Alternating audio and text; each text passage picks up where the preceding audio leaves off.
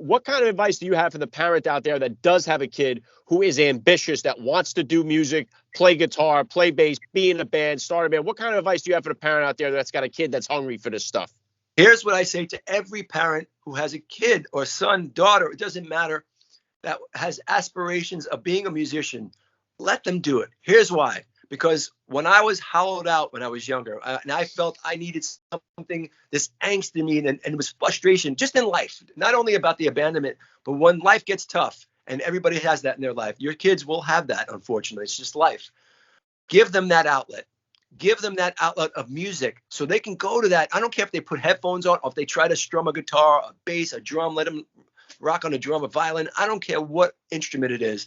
Give them the gift of that outlet, because it is a gift. Because later on in life, when they're feeling like shit, whatever, life throws them a curveball and then they weren't expecting it. You know what? They can't always talk to mom and dad. They can go to their music and get it out. And it's really important. That it really did it for me. It's still doing it to me. I'm a 56-year-old man. It still does it for me, man. And I'm thankful. Music is a gift. Please give your child the gift of music. It's very important, especially in this day with this whole COVID thing that's going on now. There's a lot of frustration. Give them that outlet. They let them blow off the steam, man. It's really important. Yeah, and God knows there's way too many other outlets they could choose that would be disastrous. So I love what you say there. Yeah. What's doing, everybody? Welcome to First Class Fatherhood. I'm Alec Lace, and before I hit you with today's interview, make sure you subscribe to my YouTube channel and hit the link in the description so you can listen to all of the interviews I've done with so many tremendous dads, including Dana White, Deion Sanders, Tony Hawk, and so many others. Now let's get going with today's interview. Joining me now, First Class Father Frank Bello. Welcome to First Class Fatherhood. Well, thanks for having me. And I love the title of your show. I love the idea of your show. And I'm obviously a fan of this. So it's all good, man. I'm proud of you for doing this, dude. It's a real deal. Yeah, well, I appreciate that. It's an honor to have you on the podcast here. So let's just start it like this. How many kids do you have? How old?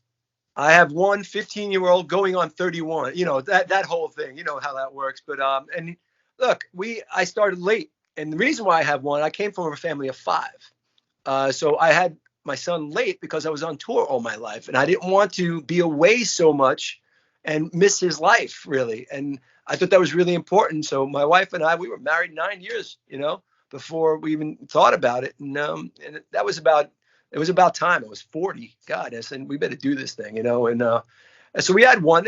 And to tell you the truth, I mean, it was a complicated delivery and all that stuff. So we decided, you know, maybe it was a godsend and all that stuff. So we decided one and done for us. It worked for us, and you know, we're very satisfied. We're very happy. He's my son. He's the best part of my life. Blah blah blah. You know all the good stuff. It's the best part of life. You learn that after you have a kid. Yeah, well said. Yeah, my oldest is 15, just right there too. So and. Is he into any sports? Is he playing music? What's he into? Music, 24/7 music. You know, but I'll tell you this, man. I leave instruments all the way. He sings everywhere around the house, everywhere. I leave guitars, basses, every kind of instrument you can think of to maybe, I don't want to push him, right? You don't want to be that guy, but I figured maybe just inspire him. I'm playing everywhere around stuff. He hasn't picked it up. And I think he sees me. And I say, come on, Brandon, I'll teach you whatever you want to know. My son's name's Brandon. So I said, whatever you want to know, dude, I'm in. He goes, no, I just want to sing. He goes, I think he sees me playing. I think he doesn't want to bother me. I'm like, dude, bother me. Come on, let's do this. I'm here. But I see him staring at some basses and guitars sometimes. So I think eventually when I'm not around, it's time. He'll pick it up. Well, if you could, Frank, please, just for the listeners here that don't know, if you could hit them with a little bit about your background and what you do. Sure. My name is Frank Bello. I'm the bass player of a band called Anthrax that we've been around. We just celebrated literally our 40th year anniversary. Very psyched about that. Haven't been on tour in a couple of years because of the obvious, guys. But looking forward to that. Currently writing a new record. I put out this book, shameless plug, Fathers, Brothers, and Sons. It's mainly about, I should probably show it a little longer. It's mainly, you can get this on Amazon, rarebirdlit.com. It's mainly about abandonment and being the father I never had. I was abandoned when I was, my family and I were abandoned. I was the oldest of a family of 5. My brother was 6 months old. He was the youngest. So for some reason, my dad took off when I was 10 years old. just left us, and no money, poverty, welfare, all that stuff. Lost the house, went to go live with my grandmother, learned music from that house, living with my uncle Charlie, who's the drummer of Anthrax. Funny enough, and the story in the book is my story about how family is everything, and how strong women took the ball and ran with it after my dad took off. And so I'm pro girl, and I'm all about family. I'm all about strong dads. So when I see a strong dad, like you and I were just talking a little while ago, I'm a fan of great dads that just want to be dad. I love that. There's nothing more important to me than that. So when I see a guy like you has 4 kids and is busting his hump, going out and doing a few jobs to live and make it work for their family and have a structure, I love that. I never really had that. So I want to be that. So I strive to be that with my son. And that's my story. Yeah, very well said, Frank. And I'm going to jump more into the book in just a minute here, but I just wanted to touch on something you said there, because one of the things I harp on this show is the fatherless crisis that we do have in our country. We got so many kids growing up without a father or father figure in their life. And in my opinion, it's the number one social issue we got going on, because it creates a devastating effect on our society. And I always make the stipulation to say it doesn't take anything away from the single moms that are out there working miracles. Because, but it's not to say that the ideal situation is to have that 2-parent, that nuclear family to bring up their children. So what was it like for you to grow up without the father figure in your life and then become a father yourself? What was your perspective? How did it change kind of your perspective on life? Well, when that happened, figure I was 10 years old. You don't know anything when you're 10 years old, right? It just all of a sudden they're there, and all of a sudden they're not there. So, you're just there. I remember when we just had nobody. It was my mom and my family around us, and there was no money coming in. My mom was just a housewife. Remember, in those days, she just took care of the house and the family. So she didn't know, she didn't have a driver's license, no job, no anything, no income at all. So there was no income. We had to go on welfare. They took the house, all that crazy stuff that you hear. It leaves hollowness. It leaves an emptiness. That's from that side of the fence. You feel that emptiness, and it never you never really feel it. You look for guidance. What you're doing when you're that person and you're abandoned, you say, how can I want to fill this hurt? And I looked to father figures. I looked at my heroes, and musicians became like father figures. It made me look forward to something. It soothed me. It said, oh, I want to do that. It made me aspire to be something bigger. And the one thing, and maybe that's why, Alec, maybe that's why I waited so long to have a kid. I was afraid. I wanted to be the best dad I could, because I would never, ever let that happen to my kid. It's just not even a thought.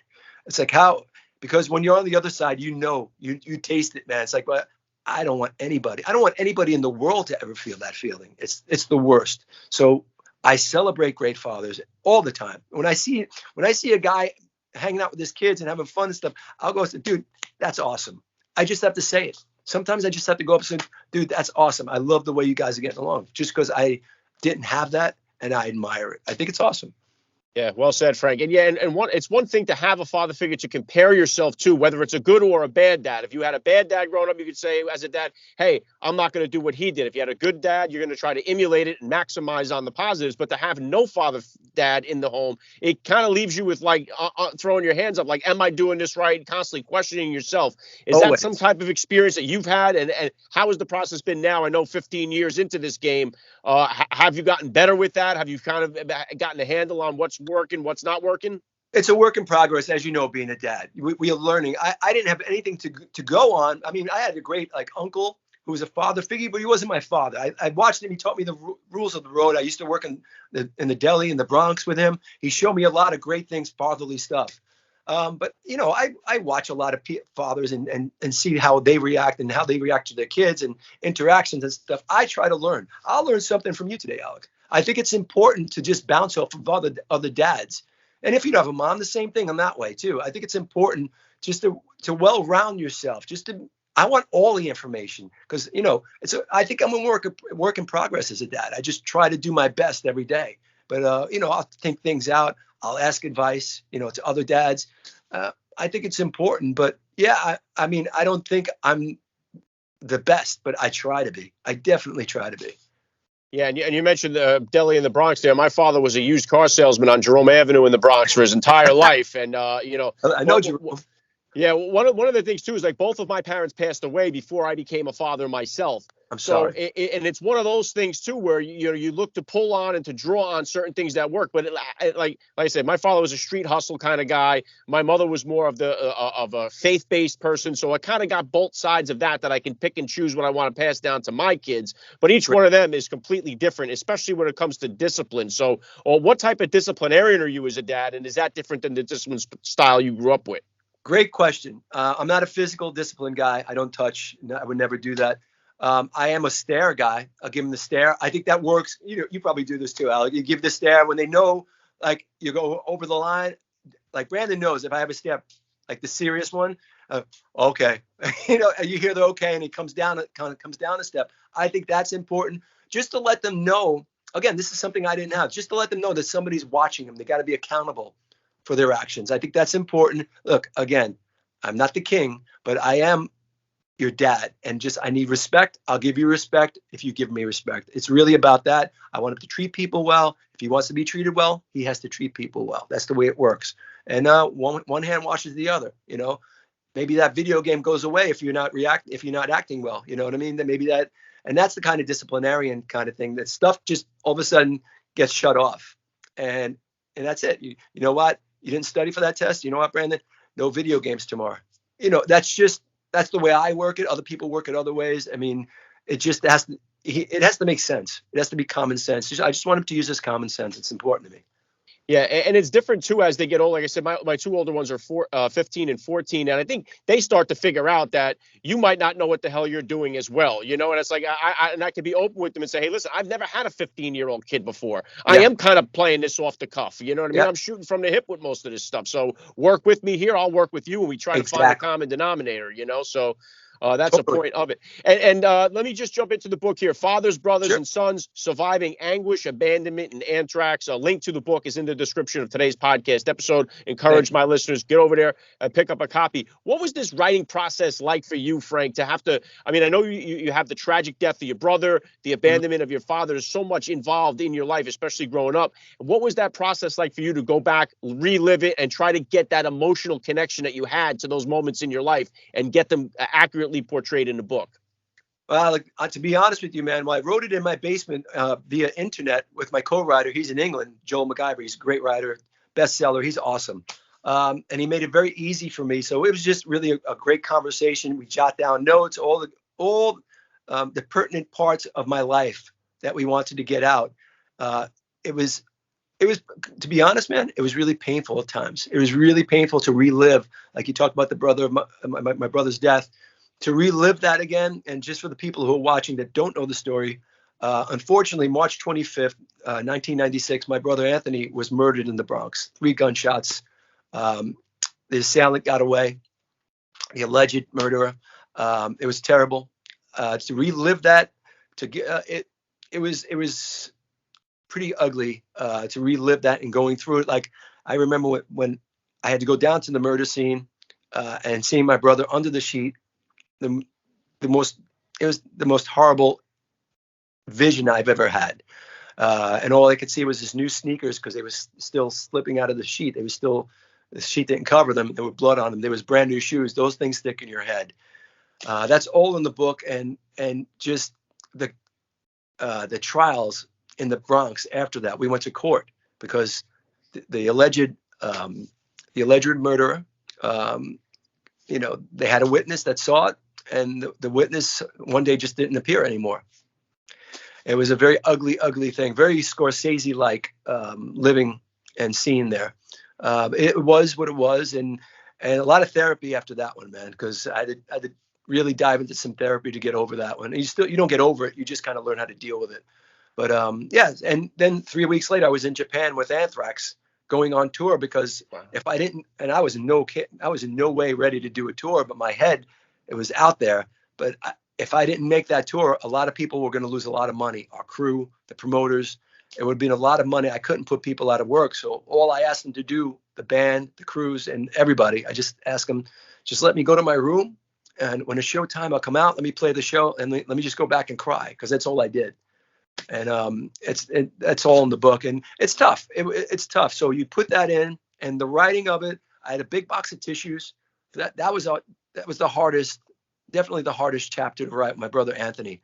I had a big box of tissues and a bottle of whiskey, because we took multiple breaks, and I just couldn't get through it because I was crying so much. Because you kind of envision it again. You kind of see it right in front of you again, and it really fucks with your head. It really does. And it's like, wow, I thought I was over this, and you're not over it. You just learn how to deal with it. But again, that's one story. But there's a lot of great rock and roll stories. So there's the great reviews we've had, and I'm very thankful for the great reviews we've had for this book. There's a lot of people that are saying this book has helped them with their loss.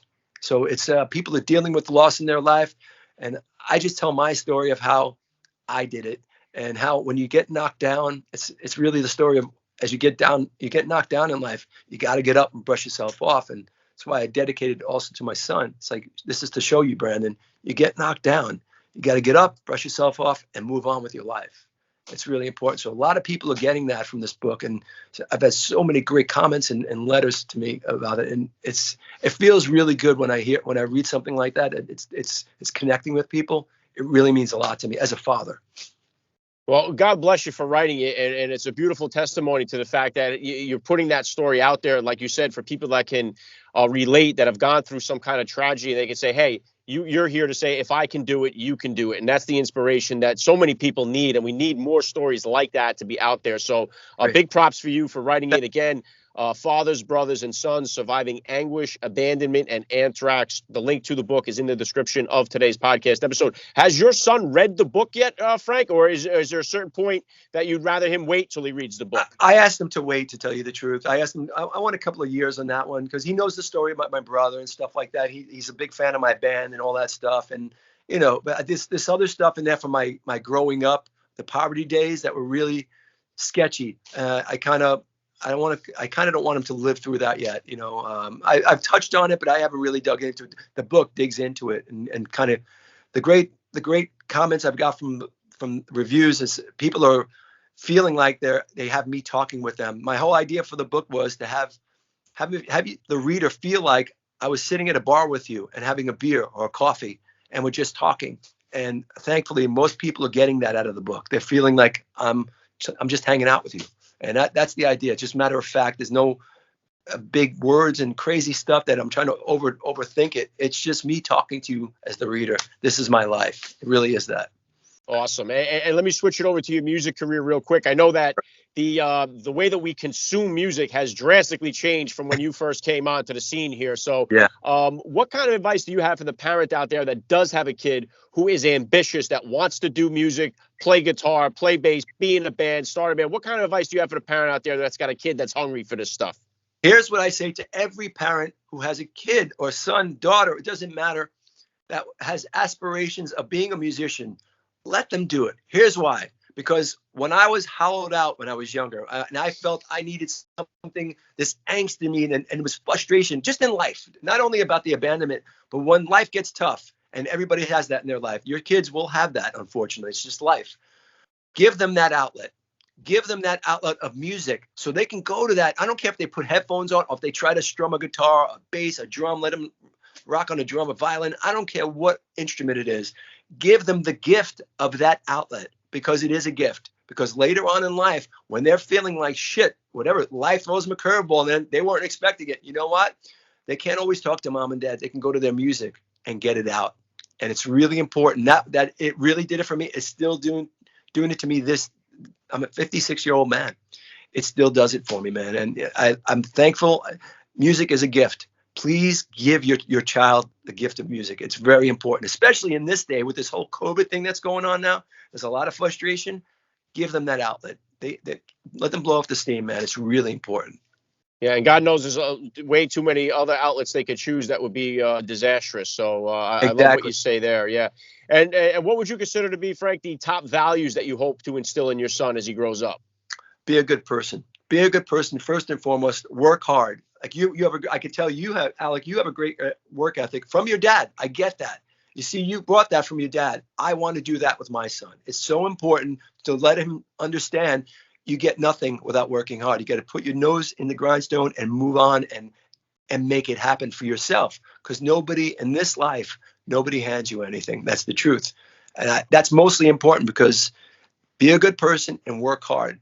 Two main important things, and that's it. It really is that. Yeah, really great stuff, Frank. And I know we got the book out now. What kind of other plans or goals or projects are you working on here? What can we expect to see from you in the future? Well, yeah, I mean, there's an Anthrax record being written. Hopefully later this year, I'll be coming out with it. Hopefully we can go on tour, because the obvious, we don't know what kind of strain's coming out next and taking down music again. Hopefully, we're all hoping for the best for that. I have solo stuff that I'm doing, and I might be putting it out around the paperback release to this. So a lot of good stuff happening in the future. But, everybody just keep a positive attitude and things will work out. Yeah, awesome. All right, last thing I want to hit you with here, Frank. I love to ask all the dads that I get on the podcast, what type of advice do you have for that new dad or for that about-to-be father who's out there listening? I love this. I have my neighbor just had a kid, and he's about to have another one. So it's awesome. There's a lot of neighbors having kids around me. And I tell them, first off, day by day. Everything is day by day, and it's not going to come all at once. Just get ready. It's a ride. It's a ride. Look, my wife had surgery right after Brandon was born. She had to go right in for another surgery. It was really scary stuff, right? So I was Mr. Mom too. So when I came home, it was all on my hands, because my wife was bedridden for a while, so she couldn't do any of the mom things. If again, I'll say it just like in the book: if I can do it, you can do it. Just take it day by day. You can't do everything at once. Let it be. Let it be. Have your family. Family is so important. Ask them for any kind of advice they can give you. My family are awesome. I love them because I call them at every little whim when Brandon was a baby. And it really helped. It went a long way, and it calmed me down. So don't get stressed, because the baby's going to feel that. Don't get stressed, because you got to be the parent now. It's important. So just take it day by day. Everything's going to work out. Remember that. Yeah, well said. I love the message. This has been an honor for me. I got to say, Frank Bello, you're a first-class father all the way. And thank you so much for giving me a few minutes of your time here at First Class Fatherhood. Thank you so much, Alex. Continue success, brother.